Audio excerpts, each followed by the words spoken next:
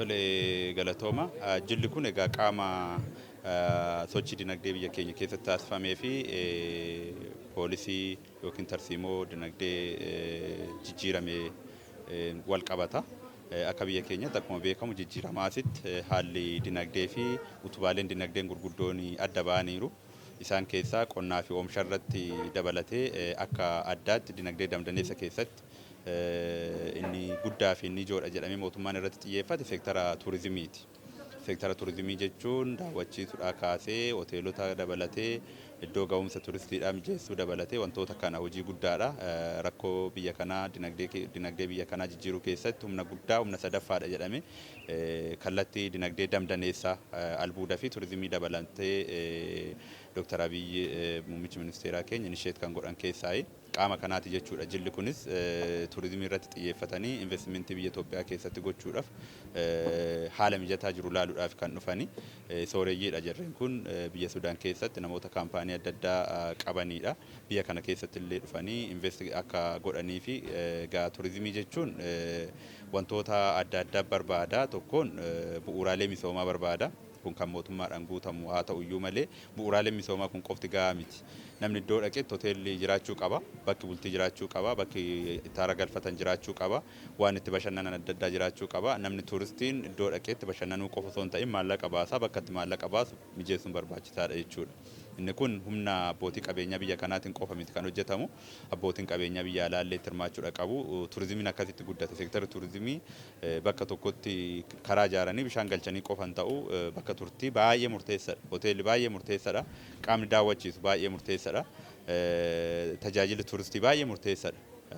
Waan aadaa gurguruu dabalatee bakka turtii dabalatee nyaata dhugaatii dabalatee geejjiba dabalatee isa kanaaf gara kanatti akka dhufanii kan yaadame jilli kuni.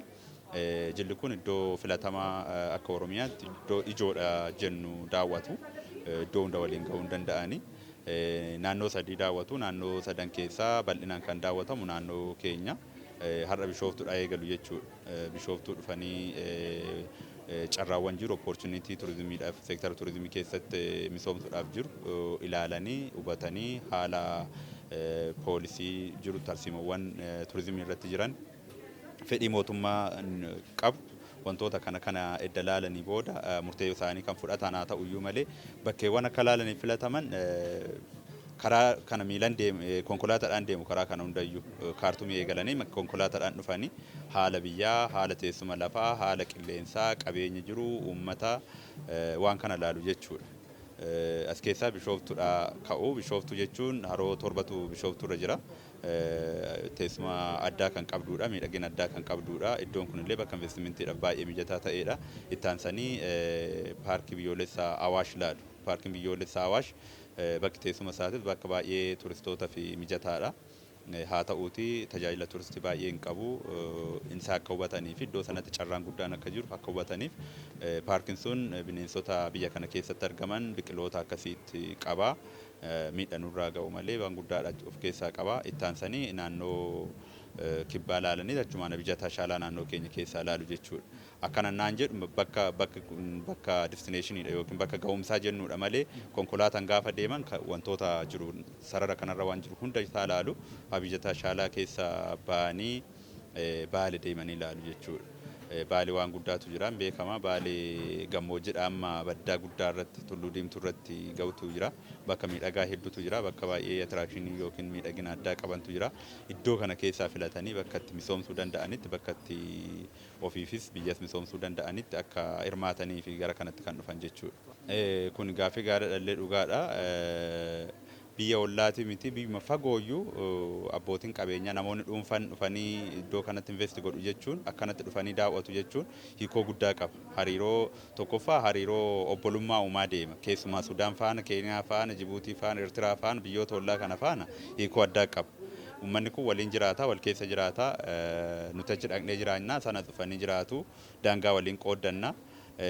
Hariiroo hamaa duratti ture sana illee kan wal shakkillee hambisuun karaa kan danda'amu gaafa interest groupiin akkanaa yookiin non-state actors warri jedhaman kun warri mootummaa hin taane qaamonni dhuunfaan jiraachuun baay'ee murteessaadha. Mootummaan biyya sanaa duuba isaanii jira. Duuba isaanii jira qofa osoo hin ta'in fedhii qaba jechuudha. Biyya isaatii bahee lammiin isaa akka iddoo biraatti investi godhu fedhii qaba. Hariiroo nageenyaa, hariiroo obbolummaa biyya kana gidduutti uummata biyya kanaa faana uumuu keessatti hiikoo guddaadha qaba. Isaanis gammadanii biyya keenya jedhanii gara fuulduraatti akka mana isaaniitti akka laalaniif jechuudha. Inni kun waa'ee maallaqa argachuu fi dhiisuu qofa miti. Hariiroon gama dippiloomaasiitiin inni uumu abdii walirratti horachaa, walamantaa walirratti horachaa dhufa jechuudha. Biyyoonni lamaan lammii qofa miti. Lammiin isaanii gaafasitti biizinasii eegalan mootummaanis akkasuma cimsa jechuudha. Hariiroon isaanii yeroo hunda nagaa akka ta'u fedhu jechuudha. Uummannis wal hubachaa, wal beekaa, wal deeggaraa, obbolummaa wanni ija obbolummaa wal laalaa deema waan ta'eef hiikoo guddaa qaba dippiloomaasii keessatti piraayiveet aktariin jiraachuun waan guddaadha. Egaa seektarri turizimii seektara baay'ee sensitiividha. Tokkoon haalli mijataan jiraachuu qabu. Haalli mijataan gaafa jennu daandiidhaa, bishaanii, ibsaadhaa wantoonni kun jiraachuu qabu. Isa kana xiyyeeffannoo guddaan kennameefii jira. Akkuma jalqaba jedhee dinagdee damdaneessa gaafa jedhamu cal jedhameetuma fedhiidhaan hin ta'u. Isa kanaaf amma xiyyeeffannoon guddaan kan kennamee jiru nutis kan wantoonni akka odeeffannoon adda addaa akka jiraatan qaamni dhimmi ilaalu fakkeenya misoomsuu keessatti biiroon keenya haala mijeessa malee ofiin hojjetu, daandiin hojjetu, bishaan hojjetu, ibsaan galchu. Isa kana qaamni keessattuu muummichi ministeeraa inisheetiiviin isaan fudhatanii hojjetaa jira waan guddaadha. Amma bara kan haroo wancii piroojeektii haroo wancii jedhamu malee daandiidhaan magaalota lamaa fi haroowwan lama wal qabsiise sun. Inni kun naannoo Amboo fi Walisoo qofa miti. Dhiyaa Oromiyaa dabalata jechuudha. Achi gaafa gahe tuuristiin gara dhiyaatti deema, gara Jimmaatti deema, gara adda addaatti deema. Inni kun eegalamee jira jechuudha. Pirezidaantiin naannoo keenyas hojii isaa keessatti qaamni kamiyyuu hundiyyuu misooma iddoo ga'umsaa turistii keessattuu bu'uuraalee misooma irratti akka xiyyeeffatanii kallattii kaa'anii jiru. Nuti isa kana fiid gochuu yookiin immoo haala mijeessuudha jechuudha. Fakkeenyaaf waggaa kurnan kana keessatti maaltu misoomuu qaba, iddoo ga'umsaa meeqan misoomuu qaba, maaltu jira kan jedhu karoora waggaa 11 Sustainable Oromiyaa Tourism Master Plan kan jedhu maxxansiifnee qorannee maxxansiifnee jirra. Inni sun ka'umsa ta'a jechuudha qaama adda addaatii fi kanaa olitti garuu bara kana caaseffama addaa tolchinee jirra. Komishinii Turizimii Oromiyaa kan jedhu. Komishiniin kun kan hojjetu misooma iddoo ga'umsaa turizimii turistiidha. Amma ammaatti hin hojjetamne irratti waan lama irratti akka xiyyeeffatee hojjetuufi. Inni tokko qabeenyi kun misoomudha qaba jalqaba bu'uuraalee misoomaa keessattuu. Lammaffaa immoo mootummaanis iddootti hirmaatee misoomsuu danda'utti akka hirmaatu abbootiin qabeenyas akka itti hirmaataniif kaka'umsa uumaa. Hundaa ol garuu beeksisuudha. Amma yeroo tokko qabeenyi naannoo keenyaan beekamu kan jedhamu sun waan dhugaadha. Waan lamaaf hin beekamne amma ammaatti. Tokkoffaa akkuma biyyaattu kaabni biyya kanaa akka malee over promote ta'eerallee jedhama. Qabeenyi jiru sanuma duratti kan xiyyeeffatamee jiru ijaarsa durii, bataskaana durii waan kanarratti xiyyeeffatamee ture waan ta'eef waan sanarratti baay'ee beeksifamaniiru. Inni kun immoo garri biraa kan beekamne godhe. Misoomne inni rakkoo tokko amma yoo gara misoomatti seenne immoo beeksisuun dirqama ta'a. Biyya keessatti qofa miti biyya alaatti beeksisuun dirqama ta'a. Kanaaf komishiniin kun hundaa'ee haala tarsiimoo jijjiiramee fi kutannoo fi mul'ata hooggansa olaanaa kana bu'uura godhachuudha waan baay'ee jijjiirree jirra, waan baay'ee irratti xiyyeeffannee jirra.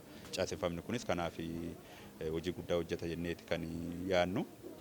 Kan akka waldaalee daawwachiiftotaa akkuma Oromootti hin jiru nama 10 hin caalle waldaa 10 hin caalle jira waldaa gara 600 biyya kana keessa jiru keessa. Kun hundiyyuu gara naannoo keenyatti hubannoo iyyuu hin qabu. Jibbiinsa qofa otoo hin taane hubannoo iyyuu hin qabu. Isa kanaaf waldaalee jajjabeessuu namni akka ijaaramu leenjisuu hubachiisuun hojii keenya isa ijoodha ta'a jechuudha gara fuulduraatti. Galatoomaa.